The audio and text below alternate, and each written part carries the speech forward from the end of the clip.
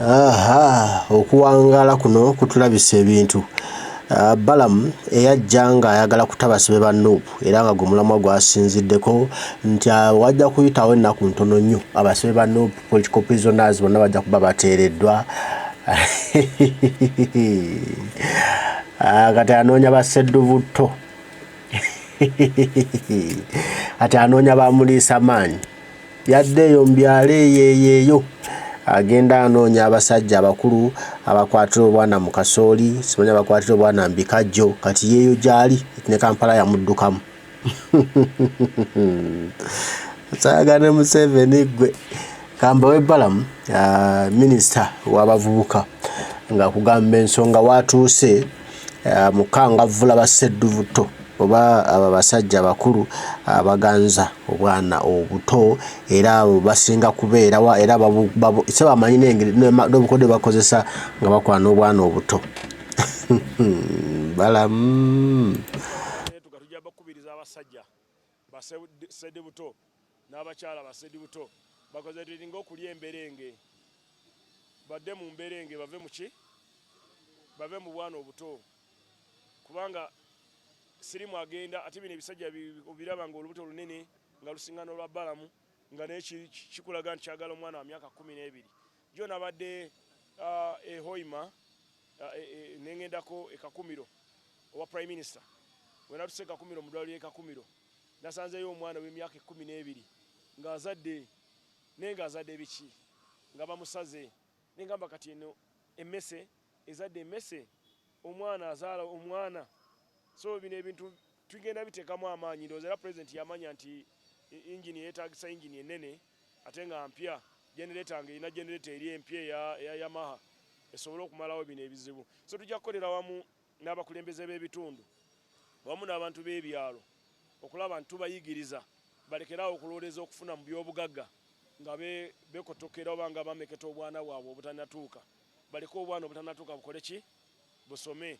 Njala kwebaza nnyo maama Janet minister wa education ne sports olw'enkolagana gy'ateesewo wakati wa ministry yaffe y'abavubuka n'abaana ne ministry education. Tugenda kola sensitization nga tutambula Uganda yonna era mubadde mulaba gye tubadde tubeera ne gyo nabadde ebuliisa ekiro lulina ligomba nga tutwala enjiri eyo tugitwala mu bana abakyakala ekiro kubanga obwana buno obusinga tebabukwatira mu Misiri babukwata kiro nga bukagenza ogula ekibiriti oyina akalimbalima ne bu sweet ne bu eclairs wala ono yagulanga sweet peps wali akusi peps ngena bakwana ngoli muto bakusiba emyaka emeka ndowooza egisoba mu 10 ya myaka nga 3 kati waliwo omuzeeyi yeyina emyaka 82 munatusonyiwa kooti nakkiriza omusango gwe yakola emyezi nga gumu emabega nenvayo nenkyogerako neŋŋamba mukkirize kooti kyebeesazeewo abalowooza mbu balwanira eddembe ly'abaana bagamba oli minisita kika ki aleka kana kasajja akazeeyi lwaki temugaleka ne kafiira mu ddwaliro. Omuzeeyi abagamba alina siriimu amaanyi ge gakoze ki gaweddemu olwedde Katonda yamuwa ekibonerezo kya siriimu ate omwana waffe gwe yali yakwata omwana oyo bamujjanjaba ne bamuwa pepu omwana oyo n'awona. So kye tulina okukola muzeeyi kooti webeesazeewo emute lwaki mugamba nti kooti etadde omuntu ate ekoze bubi ate wetatta muntu nti ate kooti yakoze bubi. So tukiririze mu mateeka kooti webe erambise ekibonerezo kyebawadde omuntu tukikiririzeemu neera tusaba namwe abalamuzi mubeere feeri ffe abazadde kwa mazima ddala akawala kange nkasange nga kava ku Galaxy bakasuule ku geeti ekisirikale kiveeri kijje ekikumba ku geeti kijje kikakwate kijja kumpisa bubi nange ng'omuzadde. So buvunaanyizibwa bwaffe mwe abamawulire munoonye etteeka eryo eriraga emyaka omuntu gye bamusiba tubeere nga tukiwandiika ku headline kifo ky'okuteekako nti ebintu bibiri byenjagala mufokasingeko abamawulire ababbi esente za gavumenti awo mubawandiikeko buli lunaku ate mubateeke ne ku social media ababbi kasooli abeera nga mubbi mubawandiike.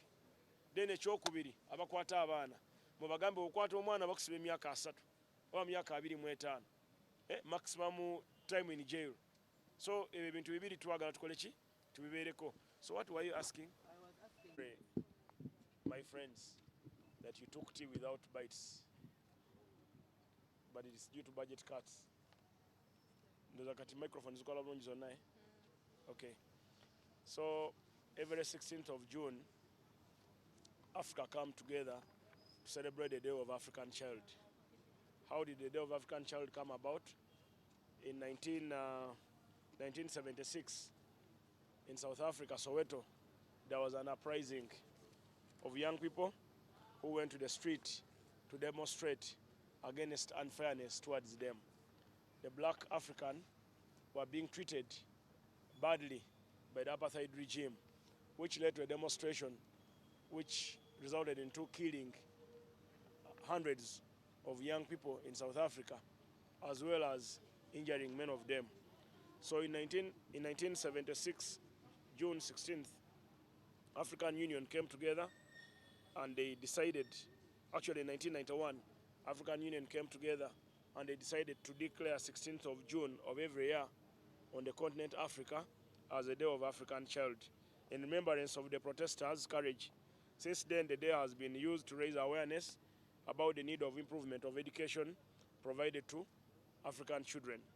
Every year, African Union, through African Committee of Experts on Rights and Welfare of Child, sets a theme, a coordinated theme of which the different member states can domesticate according to their situation. This year's theme is education for children in Africa. The time is now. That is this year's theme. Under this theme, each African member state is expected to share what it has done, as well as plans in place to ensure that every child access education as a right. During the commemoration on Sunday of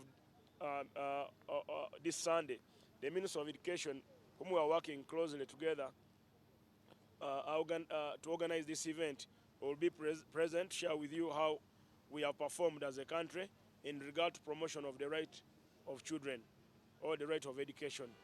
Government of Uganda has chosen to maintain the same theme because the country has been selected by AU to host the continental commemoration. So this year is not like any other year. The headquarters of the continent for this year's celebration will be in Uganda, and the venue chosen is Chiriandongo. This means that the rest of Africa will be traveling to Uganda starting tomorrow to commemorate the day.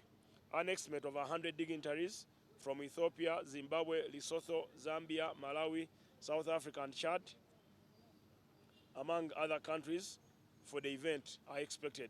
Last year, Zambia played the host role. In 2022, 2021, 2022 edition were held in Lesotho, Chad, Malawi, Ethiopia. South Africa hosted in 2019, 2018, 2017, 2016, 2015 respectively. All the eyes of Africa are now on Uganda. The foreign delegation will include the African Committee of Experts on Rights and Welfare of Children, led by its chairperson. This committee is mandated by the African Union to monitor the promotion and protection of children's rights across the continent. The committee will land in the country tonight. We encourage you to interact with them to get their perspective about the children's rights in Africa. A detailed program of their stay is going to be shared with you shortly by the technical team. Commemoration venue, we are heading to Chiriandongo district in Panyadol. It is a self-help secondary school in Chiriandongo in a refugee settlement. Why Chiriandongo? Over the past 3 years, Chiriandongo has been one of the most unfriendly districts for children to live in because of rampant violation. According to 2022 annual police crime report, the district recorded the highest number of domestic violence cases in the country at 520, closely followed by Luero. That was a domestic violence. Chiriandongo also registered a number of child neglect cases of 221 and only came second behind Kamuli. So Kamuli leads with 174 cases of child neglect. Chiriandongo was 151 throughout the year. Then the district stopped the cases of burglary and arson, 145 and 622 cases respectively, and featured predominantly in the top of child desertion cases, coming forth with 81. The Humanitarian Violence Against Children and Youth Survey conducted by the Minister in conjunction with Population Council Nairobi and OPM in March 2022 also revealed that the violence against children is very rife in the refugee settlement. The survey finding indicated that 42.6% of the females and 50.5% of the male aged 18 and 24 living in refugee settlement have experienced physical, sexual, and emotional violence in childhood. The recently released 2023 annual police crime report also places Chiliandongo second behind Tororo in the highest number of defilement cases since 2019. In 2019, 92 cases were recorded in Chiliandongo, 185 in 2020, 132 in 2021, 151 in 2022, 150 in 2023. So Chiliandongo mukujula obutanatuuka yefudde berege. Then such violence big impact on education for children and their well-being. For instance, high cases of child neglect could mean that parents are unable to provide basic needs, including school fees and other scholastic material for a child to study. Domestic violence, defilement, and other crime also contribute to the school dropout rates as children suffer stigma, injuries, and even get pregnant, married, are unable to continue with their education. One of the aims of commemorating Day of African Child is to raise awareness about the need of improvement of education provided to African children. Holding the event in Chiliandong, therefore, will present an opportunity to rally stakeholders in the district, especially the parents, to offer more support with a view of addressing violence, which might ultimately lead to improvement of education outcomes. According to figures from OPM, Chiliandongo is currently hosting over 100,000 refugees and asylum seekers. This number includes 5,000 new arrivals that came in the country since January 2024, mainly from Sudan and South Sudan. A reasonable number of refugees include children whose education has been disrupted by displacement.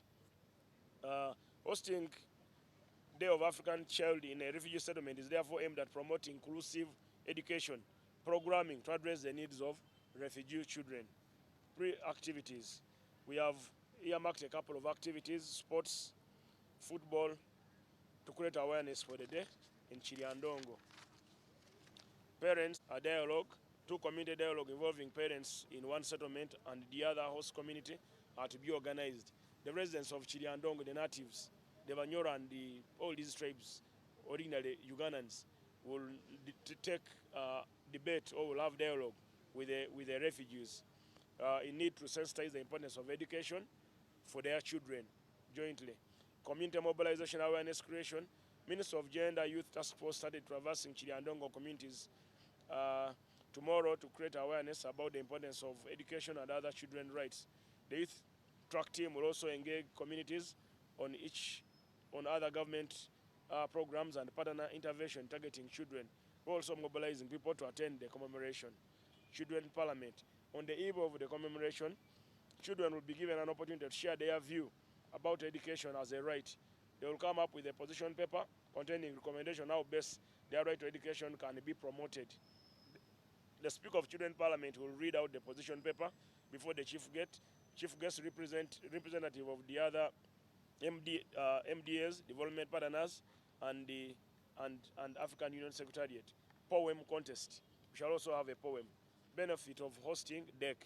Uganda is showcases vast efforts in education for all, to children, to the rest of Africa. Number 2, government will get an opportunity to take stock of what has been achieved in regards to promotion of rights of education. Commemoration will further present opportunity to Uganda to highlight the obstacle violation that the children are facing in their daily lives. It is also an opportunity for all relevant MDAs and stakeholders with the mandate on promoting the right and education of existing gaps in the policy and practice that need to be addressed to attain a better education outcome for Ugandan children. The commemoration will act as a moment for government and this partner to new step up their effort towards the promotion of rights to education for all children. Through pre-activities, Ugandan children will be empowered with knowledge and confidence to demand their rights, including education, motivate them to stay in school until completion. Parents and communities will be mobilized to promote children's rights to education. The foreign delegation will contribute massively to tourism and hospitality. Just like I told you, we have 100 people coming in. Those are 100 rooms in 5 stars and 3. Andongo without a 3-star, their lodges are getting filled. Funding. The ministry does not have budget to support the activity. However, development partners have greatly contributed towards the commemoration of this year's event. I therefore take this opportunity to thank our partners, Plan Uganda, Save the Children, UNICEF, Population Council, International Rescue Committee, both ends and believing Areas Count, UCRNNN, Africa Child Fund, among others, for the support they have extended. We still have a very big funding gap, so I call upon other partners to join us so that we make Uganda shine. I thank you for sparing time to listen to me, and I hope to see all of you in Chiriandongo. For God and my country, Barugahara Balam Akakasiza, Minister of Young People. Ennaku z'omwezi 16 ogw'omukaaga tugenda kubanga tujaguza olunaku lw'abaana ba Africa. Olunaku olwo luva ku bwegugungo obwali mu South Africa mu Soweto mu myaka gy'abafuzi abakabulu apartheid bwe bafugira South Africa. Abayizi abawerera ddala abangi beegugunga ku makubo ga Soweto okumalira ddala wiiki 2. Omwavamu okufa kw'abaana Abafirika abangi, era Abafirika abo abaafa abamu baakosebwa. Bali bangi ddala, abamu ne basibwa. So mu mwaka gwa 1991 olukiiko lwa African Union OAU, ebiseera ebyo bagitanga Organization of African Union, batuula mu kibuga Addis Ababa ne basalawo nti ng'ennaku z'omwezi 16 buli mwaka ogw'omukaaga bajjukire abaana abo abaafa mu mwaka gwa 1976 ennaku z'omwezi nga 16 ogw'omukaaga mu South Africa. So mu lama gw'omwaka guno batugambye nti tugenda kugamba education for children in Africa, the time is now. Nti edembe oba omwana okubanga alina edembe ly'okusoma oba right, kiseera ky'okukyogerako kye kino mu Africa. Guno omulamwa guteebwawo continent Africa, gubeerawo buli mwaka baleeta omulamwa omupya.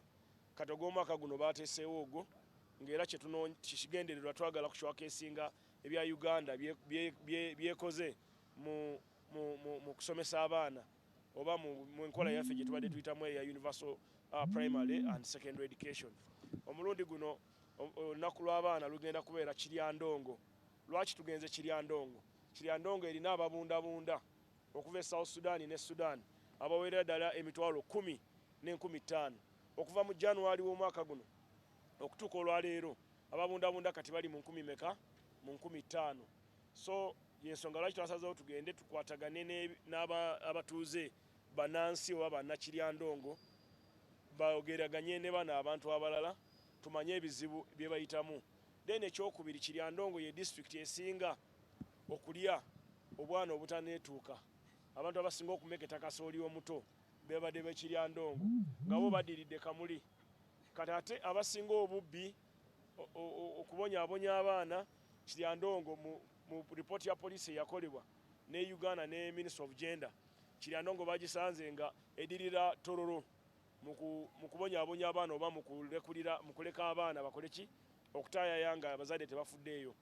Then twasanze Kiryandongo ng'abaana bangi bafuna embuto ebitundu nga 4 ku 5 ku buli 100 abaana bali mu refugee camp nga bafuna embuto nga tebanaweza myaka 18.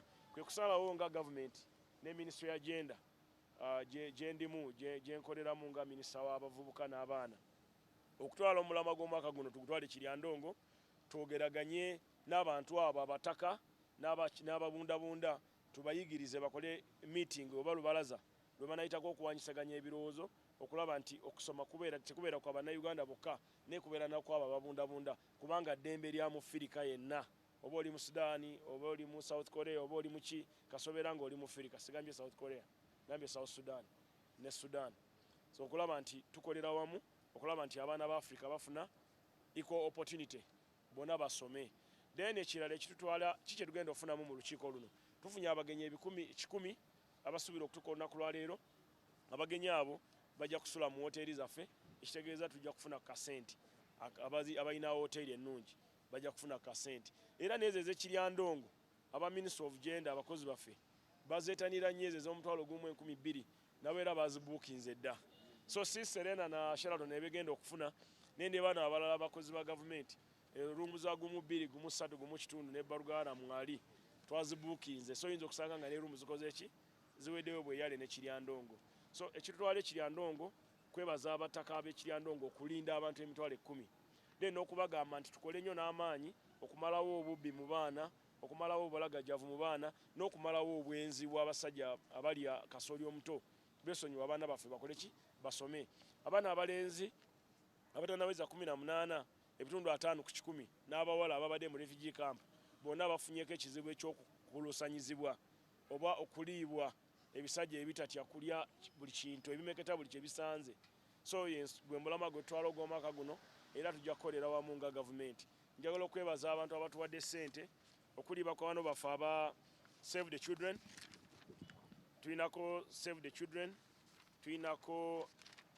abantu abo abalungi kambeebaze nina okuboogerako sibogerako ate naafuna amafuta batuwadde ssente okuli Plan Uganda Save the Children ekibiina kiri ekisinga okutwagala ennyo ekya United Nation eky'abaana Children Fund UNICEF abo abantu balungi nnyo then Population Council International Rescue Committee both end believing Ale Years Count Africa Child and Child Foundation n'abalala budget yaffe mu government mu budget yaffe ey'omwaka guno ogugwako tetwateekamu luno olunaku terwateebwamu sente tezaaliwo yensonga lwaki sibalutena mu hoteli kola press conference nesalawo tugikolere muki mu parking tusobole okukekkereza so abantu bano batuwadde abaagala otuwa abalala tubaaniriza so mwebale nnyo abamawulire okujja sigadde nze minisita w'abaana n'abavubuka Barugahara Balam Atenyi minisita wa Muhoozi naye nga nalondebwa President Museveni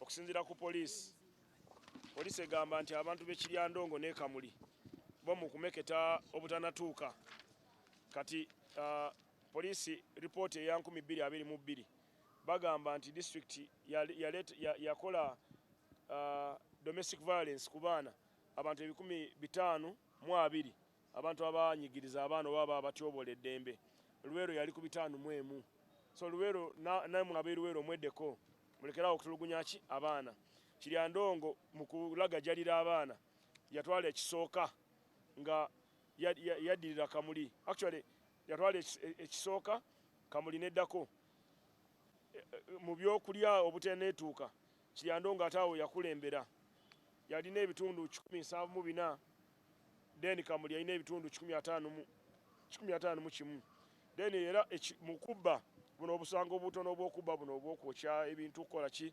Kiryandongo yalina ebitundu emisango 145 ku misango 622 egya reportingwa mu Uganda so mu kwagala abaana abataneetuuka bali ebitundu 42 n'obutundutundu 6 mu bawala then mu balenzi abameketebwa nga bato bali ebitundu 5 n'obutundu 4 ku buli 100 abali wakati w'emyaka 18 ne 24 so byebyo ensonga lwaki tusazeewo tugende Kiryandongo tubagambe muve ku baana baffe mbaleke bakole ki bakule ate basome